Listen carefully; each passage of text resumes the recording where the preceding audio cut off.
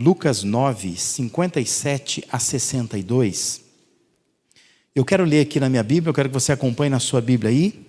O texto diz assim: indo eles caminho fora, alguém lhe disse: seguir-te-ei para onde quer que fores. Mas Jesus lhe respondeu: as raposas têm seus covis, e as aves dos céus ninhos, mas o Filho do homem não tem onde reclinar a cabeça. A outro disse Jesus: segue-me. Ele, porém, respondeu: permite-me ir primeiro sepultar meu pai. Mas Jesus insistiu: deixa aos mortos o sepultar os seus próprios mortos. Tu, porém, vai e prega o reino de Deus. Outro lhe disse: seguir-te-ei, Senhor, mas deixa-me primeiro despedir-me dos de casa. Mas Jesus lhe replicou: ninguém que, tendo posto a mão no arado, olha para trás, é apto para o reino de Deus. Amém? Jesus, ele se mostra nesse texto aqui muito exigente, não é? Se você lê o texto com atenção, você percebe, de certo modo, ele é intransigente, até um pouco insensível, antipático, né? Não parece esse Jesus tão amoroso, né? Que por vezes a gente lê os textos e percebe: nossa, Jesus tem tanto amor para dar. Mas aqui ele parece um tanto sistemático, um tanto exigente demais, né? Mas quando a gente lê e relê esse texto aqui, a gente entende o seguinte: eu quero que você aprenda comigo isso nessa noite. Metade é insuficiente para Deus. Porque Deus, ele nos quer por inteiro. Eu quero que você aprenda comigo isso nesta noite aqui.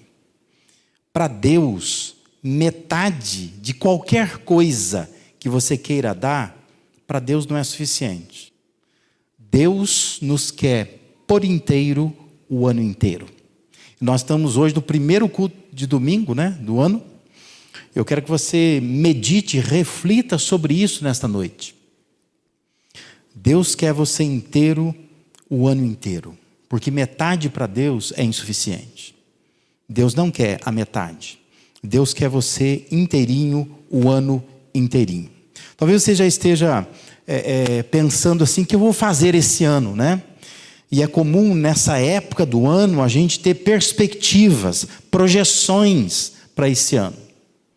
Talvez hoje você já veio aqui com esta finalidade, né? Não, eu não posso faltar. Primeiro culto do ano, eu preciso estar lá. Eu quero começar bem, né? A gente fala começar com o pé direito, não sei muito o que significa isso, mas a gente diz que a gente quer começar com o pé direito, né? Quer começar corretamente, a gente quer fazer bem feito. Isso é muito bom. Essa passagem de Lucas aqui, ela é altamente instrutiva. Jesus está chamando a atenção para a forma como nós definimos nossas prioridades. Porque essa que é a questão, né? A questão é como é que nós vamos definir as nossas prioridades durante esse ano. A gente costuma dizer assim, ano novo, vida nova, não é? Não é isso que nós queremos? Queremos que esse ano, já que é novo, queremos que a vida seja nova. Mas a pergunta é, como é que nós vamos ter vida nova o ano inteiro, né? Como é possível a gente caminhar esses 365 dias, mais ou menos, né? já foram alguns, né? Mas como é que é possível a gente fazer desse ano, desses meses que virão, a gente fazer com que a nossa vida seja nova, a gente possa caminhar em novidade de vida durante o ano inteiro? O que é preciso priorizar? Mas eu quero que você pense comigo nesta noite, olhando para esse texto, pensando em prioridades, que tipo de seguidores Deus está buscando, né? Porque hoje em dia a gente fala muito de seguidor, né? Nós temos seguidores no Instagram, seguidores no Facebook, temos seguidores no Twitter, temos seguidores também no YouTube e por aí vai. E Jesus sempre teve seus seguidores, né? Seus discípulos. Mas que tipo de seguidor Deus quer? Que tipo de seguidores Deus quer que nós sejamos? Não sei se você reparou, mas olhando para esse texto aqui, aparecem 3 tipos de pessoas. Eu quero que você reflita comigo nesses 3 tipos de pessoas e pense se você está conseguindo ser esse tipo de pessoa. E se não está, então projete para esse ano, invista para que você seja esse tipo de cristão, esse tipo de seguidor, esse tipo de discípulo, que é justamente o que Deus quer. Então, em primeiro lugar, o primeiro tipo de seguidor que Deus está buscando é o tipo do seguidor chamado consciente. Ou nós precisamos ser seguidores conscientes. Olha lá, versículo 57, 58, diz que Jesus estava andando no caminho afora e alguém grita assim, ó, seguir-te-ei para onde quer que fores. A pessoa diz lá, né? Aí a resposta de Jesus é assim, ó, as raposas têm os seus covis e as aves do céu têm ninhos, mas o Filho do Homem não tem onde reclinar a cabeça. A declaração dessa pessoa, né, que de repente fala isso, ela é apaixonada. Ela é como aquelas declarações que a gente faz no início do ano, né? Que a gente, especialmente em culto da virada, a gente tem a mania de, não, agora vai, né? Então a gente faz juras de amor. Então a gente diz assim, não, esse ano eu vou fazer tudo o que me for pedido, né? Ou eu vou me empenhar mais, eu vou em todo culto, eu vou participar de todas as atividades da igreja, eu vou dar o meu dízimo, eu vou evangelizar mais, coisas desse tipo. Então essa pessoa aqui, ela diz assim, eu vou te seguir para onde quer que fores. Agora nota que a resposta de Jesus forma um contraste com a manifestação dessa pessoa. Porque ele diz, eu seguirei por onde quer que fores. E Jesus responde, o Filho do Homem não tem onde reclinar a cabeça. Nós precisamos aprender a priorizar o que é valioso. O que é valioso é ter consciência do preço de seguir a Cristo. Aquela pessoa estava manifestando um desejo, mas sem muita consciência. E o que Jesus diz é, eu preciso colocar você no chão. Eu preciso botar você consciente. Eu vou te seguir por onde quer que o Senhor for. Ele está dizendo, Jesus está dizendo assim, ó, mas eu não tenho muito onde ir. Onde repousar. Minha agenda é meio confusa. Então você está dizendo que você vai seguir por onde eu for? Mas saiba que o meu onde é muito versátil, né? Ao longo do ano eu posso te levar para cá, para lá, um monte de lugar. E você vai mesmo. A questão é, você é um seguidor, você é um discípulo consciente. O reino de Deus precisa de seguidores inteiramente conscientes. Porque a fé cristã, ela precisa de realismo, ela não precisa de romantismo. E às vezes o que nós temos é muito romantismo.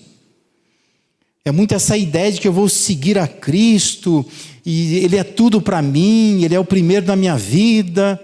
Mas Deus está perguntando, você está consciente do que você está falando? Porque nós acabamos de cantar aqui, né? O que a gente quer ser, o que a gente quer que Deus faça, a gente está pedindo para Deus nos sondar. E às vezes no decorrer do ano, nós não temos consciência, que nós prometemos uma coisa. Mas muitas vezes nossas juras de amor são sem realismo, sem consciência do quanto custa isso. Nós precisamos priorizar aquilo que é valioso. Nós precisamos ter consciência do preço. Porque Deus não se deixa impressionar pelas nossas juras de amor. Deus não está interessado no que você está prometendo agora. Deus está interessado em como será a sua vida o ano inteiro. Entende? Metade para Deus é insuficiente. Deus te quer por inteiro. Só prometer para Deus que vai fazer é metade. Quando você faz, aí é inteiro. E não adianta só prometer. Jesus parece áspero, insensível com a pessoa, mas o que ele estava percebendo e detectando é que essa pessoa só está dizendo que vai me seguir por onde quer que eu for. Mas eu preciso botar ele no chão. Que ele ponha os pés no chão e entenda. o Filho do Homem não tem onde repousar a sua cabeça. E ele fala, até a ave tem ninho, eu não tenho. Então, se você quer me seguir por onde quer que eu for, você precisa ter consciência disso. Esse é um tipo de seguidor que Deus está buscando. Seguidores conscientes. Gente que está priorizando o que é valioso, não o que é barato. Gente que sabe que custa bastante servir a Deus.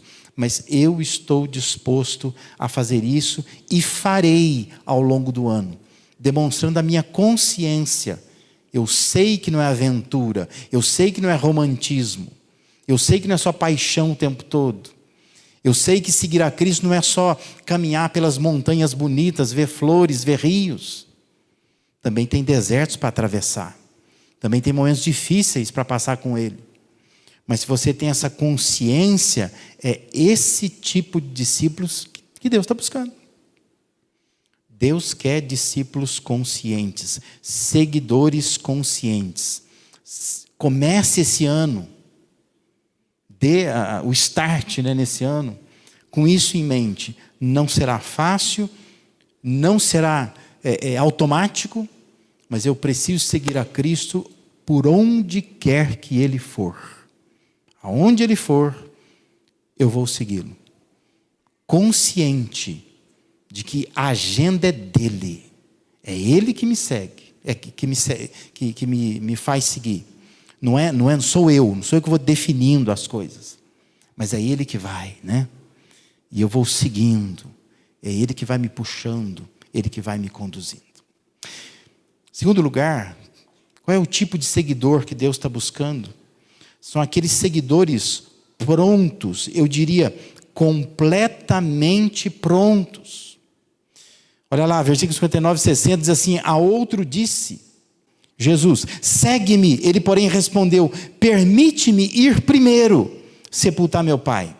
Mas Jesus insistiu, deixa os mortos sepultar os seus próprios mortos. Tu, porém, vai e prega o reino de Deus. Entenda aqui o que estava acontecendo. Não se tratava de alguém cujo pai tinha morrido. Ele só precisava ir no velório ou sepultar o pai. Não é isso. A questão aqui era alguém assim que o pai estava vivo, vivinho, saudável, ativo. E a pessoa está dizendo assim, deixa o meu pai morrer primeiro. Depois que eu sepultar meu pai, botar a mão na herança, aí eu te sigo. Né? E Jesus está dizendo assim, olha, não faça isso. Deixa aos mortos o sepultar os seus próprios mortos. Veja que esse seguidor está pedindo permissão para primeiro fazer isso. Isso é a prioridade da vida dele. Primeiro eu preciso fazer isso. Mas Jesus responde fazendo um jogo de palavras com o assunto morte, né? Ele está dizendo, isso é coisa de gente morta espiritualmente, essa preocupação com coisas de gente daqui da terra, esperar alguém morrer para depois servir a Deus, né? Ou seja, há um tempo de Deus que nem sempre combina com o nosso tempo. Por isso que Deus está buscando seguidores prontos. Pessoas que estão prontas, é agora que Deus quer. Deus não vai ficar esperando você. Porque às vezes a gente quer colocar algumas regras para Deus. Né? Deus, eu vou, mas depois disso, depois que eu fizer a faculdade, depois que eu tiver um bom emprego, depois que meu pai morrer, né? É o que está acontecendo aqui. É a falta de prioridade. Ele está pedindo a Jesus, eu quero ir. Estou realmente assim, nossa, estou, né? Só que primeiro, o Senhor me deixa enterrar o meu pai. Jesus diz, não. Eu não tenho esse tempo. Há um tempo de Deus que nem sempre combina com o nosso tempo. Isso é prontidão. É estar pronto a seguir a Jesus prioritariamente. Deixar outras coisas em segundo plano. Né? Não fazer disto a sua prioridade. Lembre-se, metade é insuficiente, porque Deus nos quer por inteiro. Deus está buscando discípulos, seguidores que estejam prontos, que não tenham desculpas, que não colocam coisas na frente para depois então servir a Deus. Discípulos prontos, completamente prontos. Em terceiro lugar, outro tipo de seguidor que aparece no texto aí, que Jesus quer chamar a nossa atenção, Deus está procurando seguidores focados, eu diria totalmente focados. Olha lá o versículo 61 e 62. Outro lhe disse: seguir-te-ei, Senhor, mas deixa-me primeiro despedir-me dos de casa. Mas Jesus replicou: ninguém que, tendo posto a mão no arado, olha para trás, é apto para o reino de Deus. Aparentemente, essa tal pessoa, ela se mostra desejosa de seguir a Jesus, mas quer se despedir dos da casa dela, da família dela, né? A pergunta é, por quê? Por que a pessoa quer se despedir da família dela? E por que Jesus responde com a ilustração do arado? Talvez aqui a gente precise olhar um pouco o contexto para entender melhor o que estava acontecendo, né? Mas se você olhar para o versículo 51, diz assim, que aconteceu que, ao se completarem os dias em que devia ele ser assunto ao céu, manifestou no semblante a intrépida resolução de ir para Jerusalém. Lembra que há toda uma dinâmica aí, não é? Jesus fica mais na Galileia. Jerusalém é um lugar perigoso para ele, porque é um lugar arriscado. Tem gente querendo prendê-lo em Jerusalém. E aí diz aí que dias antes de acontecer isso aí, diz que ele estava assim mostrando no rosto, no semblante. Ele estava realmente determinado a ir para Jerusalém. Então pode ser que esse discípulo estivesse com medo. E essa despedida da família era uma espécie de fuga, sabe? Só preciso ir ali, sabe aquela história assim? Só preciso ir ali despedir Senhor, meu pai e minha mãe. Não posso ir sem dar um abraço, né? Aí quer dizer, ele vai, mas não volta mais, entendeu? É uma desculpa para sair da cena, porque ele está com medo de ir. Ou pode ser também que o propósito de Deus em preservar um texto como esse aqui fosse indicar que, se a gente tiver exagero em laços afetivos, é um tipo de discípulo também que Deus não está muito querendo, né? Nós precisamos aprender a dar prioridade para Deus. Lembra que Jesus era muito incisivo quanto a isso, né? Dizendo, não há ninguém que tenha deixado pai, mãe, que não vai receber nesta era e na vindoura muito mais do que isso.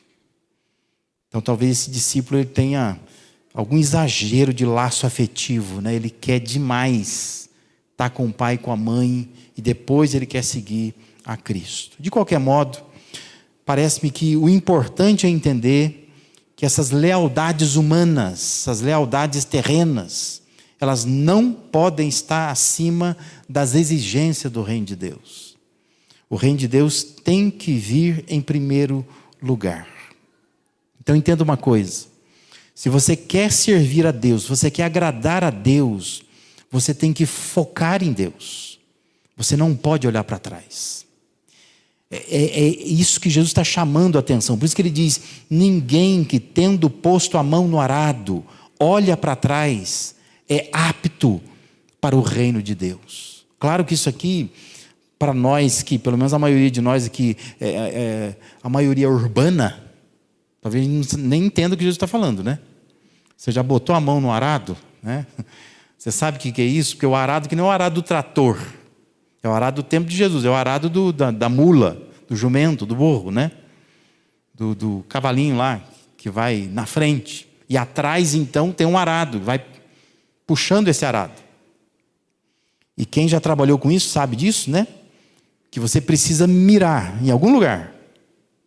E aí você conduz, então, o animal para que faça um sulco retinho, né? Então o arado vai... Senão fica tudo assim, né? Então você mira lá do outro lado, sei lá, o morão da cerca, uma árvore. Você mira lá e vai, naquela direção que eu vou. E vai.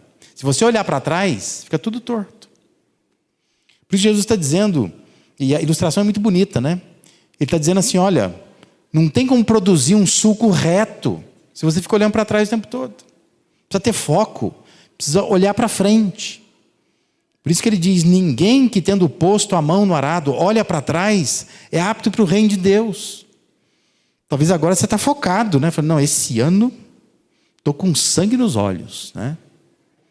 Eu vou participar da atividade da igreja, eu vou repartir o evangelho com as pessoas, eu vou separar meu dízimo todo mês, eu vou estudar a Bíblia, eu vou orar, eu vou me tornar uma pessoa de oração, de comunhão, eu vou visitar pessoas, vou chamar pessoas para minha casa, eu estou focado, né? Mas a questão é, à medida que o ano for passando, se você começar a olhar para trás, vai ficar tudo torto. Vai chegar no final do ano, você vai dizer assim, puxa Deus, eu poderia ter feito melhor. Aí você olha para trás, você vai tudo torto, né? Nada muito reto, correto. Porque você pôs a mão no arado, mas olhou para trás. Talvez a coisa mais sincera que você possa fazer nesta noite aqui é reconhecer que o que mais você faz é isto. Você promete que vai seguir a Cristo, põe a mão no arado, mas de repente você olha para trás. E é por isso que a sua vida não vai, né? Quando você olha, não está reto, a vida não é reta. Porque fica para lá e para cá, para lá e para cá. Deus quer que em 2022 você seja mais focado, mais focada. Foca. Põe a mão no arado, não olha para trás. Assim você consegue fazer de fato coisa reta, caminho reto para os seus pés. Eu quero recordar uma frase que eu já citei aqui algumas vezes, uma frase do Paul Hanna, que diz assim, em última instância, o que determina como será a sua vida são as decisões que você toma. Então dê atenção a isso. Em última análise, o que determina como será o seu ano são as decisões que você vai tomar agora. Dependendo da decisão que você tomar agora, assim será o seu ano. A sua vida é resultado das decisões que você toma. Por isso eu quero te estimular nesta noite, que nós vamos participar da ceia do Senhor.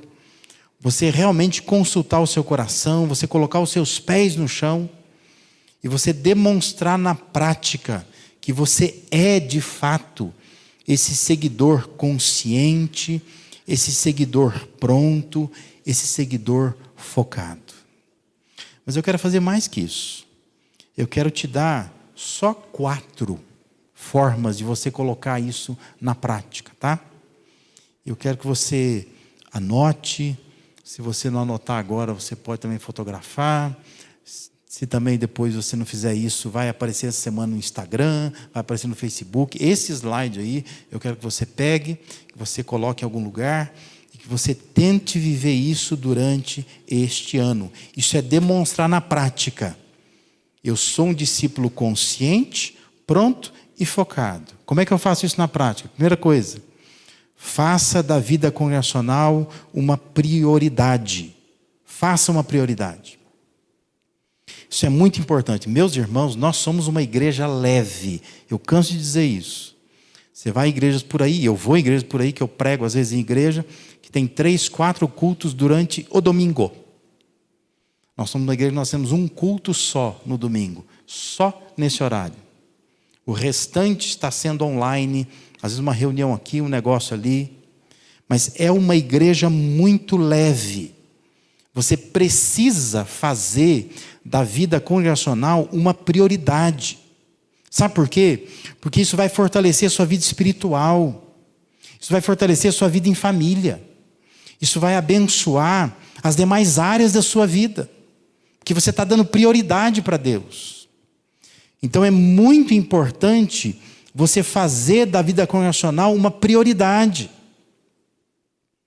Não fique online, pelo amor de Deus, né? Por que nós temos culto online? O culto online é para abençoar pessoas que não podem vir ao culto. É para quando você for viajar, você consegue acompanhar o culto. É para quando você estiver doente, de casa você pode acompanhar o culto. É quando realmente você não puder vir, aí você tem um culto online. Mas o culto online não é para você escolher, falar, eu vou ficar online. Faça da vida congregacional uma prioridade. Os pais, preste atenção, os seus filhos precisam disso. Porque você acha que você trazendo os seus filhos para a igreja, uma vez por mês, uma vez a cada 15 dias, seus filhos não conseguem ter relacionamentos aqui. Sabe o que vai acontecer? Eles vão crescer, eles vão dar trabalho para você. Você vai começar a pedir oração por eles. Porque meu filho não tem amigo na igreja. Minha filha não tem amiga na igreja. Sabe por quê? Porque você não criou seu filho na igreja. Então agora é a hora de fazer isso. Seus filhos são pequenos, traga-os para a igreja. Eles precisam de relações saudáveis, relações duráveis. Queria puxar a orelha dos homens. Você que é pai, chefe de família. Você é responsável pela sua família. Traga sua família para a igreja. Porque às vezes é o homem que não traz. Fica arrumando desculpa para vir no culto. Faça da vida congregacional uma prioridade esse ano. Isso vai demonstrar que você está consciente, você está pronto, você está focado. Custa nada. E faz bem para você. Você precisa estar na igreja. Então faça isso. Essa é uma prioridade. Coloca na lista lá. Eu preciso estar na igreja. Não tem desculpa. Só se eu estiver doente, estiver viajando, alguma coisa acontecer. Pensa no seu trabalho. Você não falta o ano inteiro, não é? Você vai, você trabalha sempre. Por quê? Porque isso é prioridade na sua vida, né? Quando Deus for prioridade, você vai fazer da vida congregacional uma prioridade também. Então faça da vida congregacional uma prioridade. Isso faz bem para a sua vida espiritual, isso faz bem para a sua família, isso vai orientar e organizar as outras áreas da sua vida. Não permita que seja um costume você vir na igreja de vez em quando eu apareço.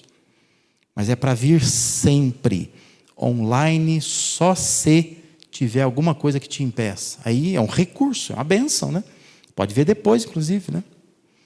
Mas é para estar cultivando vida congregacional. Uma segunda forma prática de demonstrar que você de fato é consciente, pronto e focado: ame as pessoas e não as coisas. Especialmente na sua família. Ame as pessoas. Às vezes você passa o ano inteiro amando coisas, em detrimento de pessoas. Mas ame as pessoas. Mais importante que o brinquedo do seu filho vai ser a sua presença com o seu filho. Porque às vezes você está tão focado em fazer alguma coisa grandiosa pelos filhos, quando tudo que o filho precisa é da sua presença ali, do lado dele, brincando, ajudando a fazer o dever de casa. Então, faça durante esse ano algo diferente. Você quer glorificar a Deus amando pessoas e não amando coisas. Coloque pessoas como prioridade. Pessoas são mais importantes do que coisas. Pessoas são relações duráveis, relações saudáveis. Você precisa delas, elas precisam de você. Pensa, quantas pessoas eu poderia atingir durante esse ano? Quantas pessoas eu poderia conhecer, me aproximar? Pensa no ano que passou, o ano inteiro. Você não teve nenhum amigo a mais. Você não conheceu ninguém a mais da igreja aqui. Não é possível, não é? Durante 365 dias. Esse ano não deixa isso acontecer. Lembra, o que determina como será a sua vida são as decisões que você toma. Toma essa decisão. Eu vou amar pessoas mais do que as coisas. Então eu vou procurar pessoas, vou me aproximar de pessoas, eu vou cultivar relacionamentos, especialmente da minha família. Eu vou cuidar das pessoas da minha família. Uma terceira forma de colocar isso em prática: torne o trabalho um meio de vida, não o foco da sua vida. Pelo amor de Deus, né? Que geração que nós temos chamada workaholics. Gente viciada em trabalho. Você vai morrer, não vai levar nada, nada. Trabalhar é importante, mas não foque a sua vida nisso. Tem gente assim que só trabalha. E não vem na igreja porque está cansado de tanto trabalhar. Eu tenho que descansar no final de semana. Meu querido, tua vida está torta, está tudo errado. Deus não está se agradando disso. Deus está te dando um trabalho como meio de vida, não como foco de vida. Não transforme o seu trabalho na sua religião, no seu Deus. Mas faça com que o seu trabalho seja um meio de vida apenas. O trabalho é uma bênção de Deus. Deus está te dando. Aproveite o trabalho. Mas não deixe de fazer nada por sua igreja, nada por Deus por causa do seu trabalho. Porque a hora que Deus quiser, Ele pode arrancar seu trabalho. E vai arrancar um pedaço de você se isso acontecer, porque isso é tão importante para você. Coloque isso em ordem. Priorize as coisas. Não faça do trabalho o foco da sua vida. Não vale a pena. Leia, comece a ler. Grandes empresários, pessoas de sucesso, todos dizem não vale a pena. É gente que perdeu a família, gente que perdeu a saúde por causa do emprego, porque focou no trabalho. Não vale a pena. Quem já envelheceu, quem já chegou lá, está dizendo para nós, não vale a pena, não vale a pena. Então não coloque a sua vida no seu trabalho, não vale a pena. Isso não é o foco da sua vida. Isso tem que ser um meio, porque aí você vai trabalhar com tranquilidade, com serenidade. E Deus vai te abençoar lá, que você vai entender que o trabalho é o meio, não o foco. E uma quarta e última dica que eu quero dar aqui, prática, para você colocar isso em prática. Eu sou um discípulo consciente, pronto, focado. Influencie e abençoe outras pessoas com o Evangelho. Por onde você for, leve consigo o que você tem de mais precioso, que é a salvação em Cristo Jesus. Não esconda de ninguém isso, mas mostre para as pessoas, eu sou salvo por Cristo. E se eu estiver no trabalho, se eu estiver na escola, se eu estiver na rua, onde eu estiver, eu quero que as pessoas saibam, eu sou diferente, porque eu carrego comigo um tesouro precioso. É o tesouro do Evangelho. Semana eu li uma frase que eu gostei demais. A frase dizia assim, quando lá fora a nossa vida é um culto, quando nós chegamos aqui, o culto tem vida. E é isso mesmo, né? Se durante a semana toda a nossa vida é um culto, quando a gente chega aqui, o culto tem vida. Porque nós estamos lá fora influenciando, abençoando pessoas com o Evangelho. Não é só um funcionário, é alguém alvo da graça de Deus. Eu preciso passar o Evangelho para ele. Não é só o meu patrão, é alguém carente de Deus. Eu preciso passar o Evangelho para ele. Não é só o vizinho, não é só o frentista do posto. São pessoas que Deus quer alcançar. E Deus quer alcançar através de você. Influencie, abençoe pessoas. Por onde você for, leve o Evangelho para as pessoas. Elas estão carentes disso. É o bem mais precioso que você tem. Talvez você não tenha uma moeda para dar para alguém que pede. Mas se você oferecer o Evangelho, você está dando algo muito precioso, de muito valor para aquela pessoa. Lembre-se, metade é insuficiente, porque Deus nos quer por inteiro. Eu queria que você tomasse uma decisão nesta noite aqui. Você dissesse para Deus, olha, eu estou entendendo que o que determina como será a minha vida são as decisões que eu tomo. Então, nesta noite, toma uma decisão. Eu quero ter vida nova o ano inteiro. Para ter vida nova o ano inteiro, eu preciso ser um discípulo consciente. Eu preciso ser um discípulo pronto. Eu preciso ser um discípulo focado. Eu vou fazer da vida congregacional uma prioridade. Eu vou caminhar com o povo de Deus. Isso é assim desde o antigo Israel. Alegrei-me quando me disseram, vamos à casa do Senhor. Não há nada melhor do que estar na presença do Senhor, com o povo do Senhor.